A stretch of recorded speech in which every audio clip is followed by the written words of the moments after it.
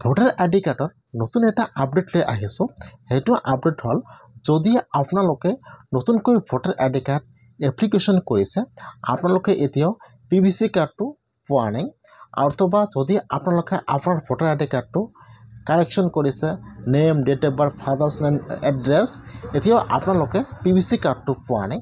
এতিয়া কিন্তু আপোনালোকে অনলাইনৰ পৰা আপোনালোকে আপোনাৰ নিজৰ মোবাইলৰ পৰা ভোটাৰ PVC কাৰ্ডটো ডাউনলোড কৰিব পাৰিব।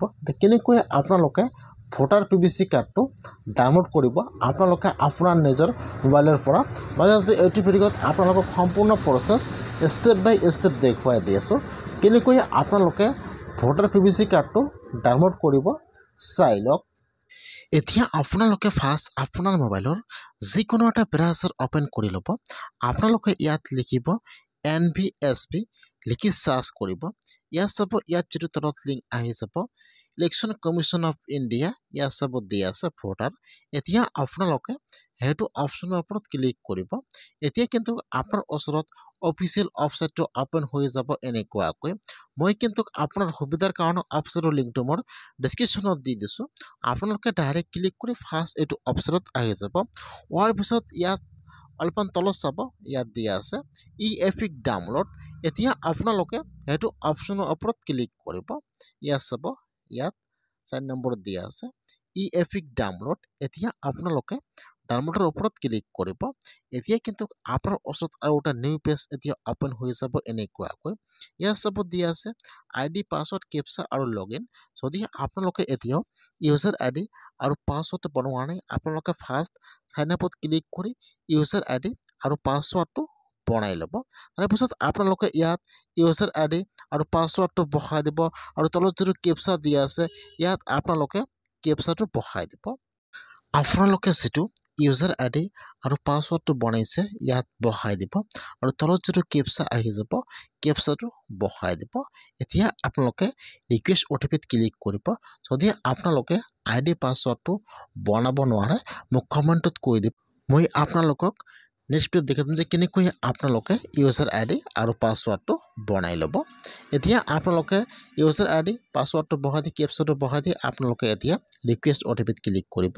এতিয়া কিন্তু আপোনাৰ মোবাইল নম্বৰত OTP আহি যাব। এতিয়া আপোনালোকে ইয়াত OTPটো বহাই দিব। OTPটো বহাই দি আপোনালোকে এতিয়া ভেৰিফাই এণ্ড লগইনৰ ওপৰত ক্লিক কৰিব। এতিয়া আপোনাৰ ওচৰত হোম পেজটো অপেন হৈ যাব এনেকুৱাকৈ। এতিয়া আপোনালোকে অলপমান তলত আহি যাব, ইয়াত চাব 4 নম্বৰত দিয়া আছে E-Epic ডাউনলোড। এতিয়া আপোনালোকে E-Epic ডাউনলোডৰ ওপৰত ক্লিক কৰিব। যেতিয়া আপোনালোকে E-Epic ডাউনলোডৰ ওপৰত ক্লিক কৰিব, এতিয়া কিন্তু আপোনাৰ ওচৰত আৰু এটা এতিয়া নিউ পেজ অপেন হৈ যাব। আপোনালোকে অলপমান ৱেইট কৰিব, পেজটো কিন্তু অলপমান লোডিং ল'ব। এতিয়া আপোনাৰ ওচৰত এইটো পেজ অপেন হৈ যাব এনেকুৱাকৈ। ফাৰ্ষ্ট চাব 1 নম্বৰত দিয়া আছে এপিক নম্বৰ, মানে এইটো হৈছে আপোনাৰ ভোটাৰ আইডি কাৰ্ড নম্বৰ। যদি আপোনালোকে নতুনকৈ ভোটাৰ আইডি কাৰ্ড এপ্লিকেশ্যন কৰিছে, আপোনালোকে এতিয়া ভোটাৰ আইডি কাৰ্ডটো পোৱা নাই, তেনেহ'লে আপোনাৰ যিটো এপ্লিকেশ্যন নম্বৰ আছে এপ্লিকেশ্যন নম্বৰ দি আপোনালোকে আপোনাৰ ভোটাৰ আইডি কাৰ্ডটো ডাউনলোড কৰিব পাৰিব। অথবা যদি আপোনাৰ ভোটাৰ আইডি কাৰ্ড আছে, আপোনাৰ আইডি কাৰ্ডটো পুৰণা হৈ গৈছে, তেনেহ'লে আপোনালোকে ইয়াত E-Epic চিলেক্ট কৰি লৈ ল'ব। তাৰ পৰা আপোনালোকে ইয়াৰ পৰা যিকোনো এটা অপশ্যন চিলেক্ট কৰি লৈ ল'ব। তাৰপিছত ইয়াত যাব দিয়া আছে ইণ্টাৰ এপিক নম্বৰ বা ইণ্টাৰ ফৰ্ম ৰেফাৰেঞ্চ নম্বৰ। মই ডাউনলোড কৰি মোৰ ভোটাৰ আইডি কাৰ্ড দি ইয়াত চাব দিয়া আছে। এতিয়া আপোনালোকে ইয়াত ভোটাৰ আইডি কাৰ্ড নম্বৰটো বহাই দিব। তাৰপিছত ইয়াত যিটো আপোনাৰ ষ্টেট নাম আছে চিলেক্ট কৰি লৈ ল'ব, ষ্টেট নাম আসাম চিলেক্ট কৰি লৈ ল'ব। তাৰপিছত ইয়াত চাব চাৰ্চৰ ওপৰত দিছে। এতিয়া আপোনালোকে চাৰ্চৰ ওপৰত ক্লিক কৰিব। এতিয়া ইয়াত আপোনাৰ নাম, আপোনাৰ ডিটেইলছ সকলো আহি যাব। আপোনাৰ ফোন নম্বৰটো ইয়াত শ্ব' কৰিব এনেকুৱাকৈ। এতিয়া আপোনালোকে চাই ল'ব যে ইয়াত আপোনাৰ ফোন নম্বৰ কোনটো হয়। ইয়াত চাব যে চেণ্ড OTP। এতিয়া আপোনালোকে চেণ্ড OTPত ক্লিক কৰিব। নহ'লে কিন্তু আপোনাৰ মোবাইল নম্বৰত OTP আহি যাব, 6 ডিজিট OTP। এতিয়া আপোনালোকে ইয়াত OTPটো বহাই দিব, ইণ্টাৰ OTP। এতিয়া আপোনালোকে ইয়াত OTPটো বহাই দি ভেৰিফাই OTPত ক্লিক কৰিব। ইয়াত চাব এই কিন্তু আপোনাৰ ফোন নম্বৰটো দেখুৱাই দিব যে আপোনাৰ এইটো ফোন নম্বৰ দিয়া আছে আপোনাৰ ভোটাৰ আইডি কাৰ্ডত। এতিয়া আপোনালোকে ইয়াত OTPটো বহাই দিব। OTPটো বহাই দিয়ে আপোনালোকে ভেৰিফাইৰ ওপৰত ক্লিক কৰিব। যেতিয়া আপোনালোকে ভেৰিফাইৰ ওপৰত ক্লিক কৰিব, তাৰপিছত ইয়াত কিন্তু পেজটো অলপমান লোডিং ল'ব এনেকুৱাকৈ। আপোনালোকে অলপমান ৱেইট কৰিব।